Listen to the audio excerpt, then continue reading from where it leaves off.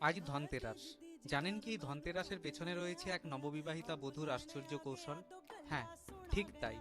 বাঙালির 12 মাসে 13 পার্বণ, কিন্তু সেটা হয়তো এখন বেড়ে গিয়ে 14 বা 15 পার্বণে গিয়ে ঠেকেছে। তার মধ্যে একটি হলো ধনতেরাস।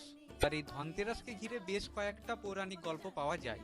পুরাকালে রাজা হিমার 16 বছরের ছেলের এক অভিশাপ ছিল, বিয়ের 4 দিনের মাথায় সাপের কামড়ে তার মৃত্যু হবে। এবার সেই অভিশাপের কথা কোনোভাবে জানতে পারেন সেই রাজপুত্রের নববিবাহিতা স্ত্রী। তিনি তার স্বামীকে বাঁচাতে এক আশ্চর্য কৌশল অবলম্বন করেন। নির্ধারিত দিনে তিনি তার সমস্ত গয়নাগাটি খুলে স্তূপাকৃত করে রাখেন দরজার বাইরে, আর জ্বালিয়ে দেন প্রদীপ।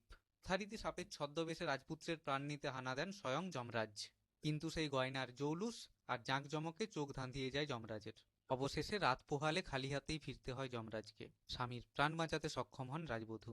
আর এখান থেকেই শুরু হয় ধনতেরাসের দিন সন্ধ্যায় বাড়ির বাইরে প্রদীপ জ্বালানোর প্রচলন।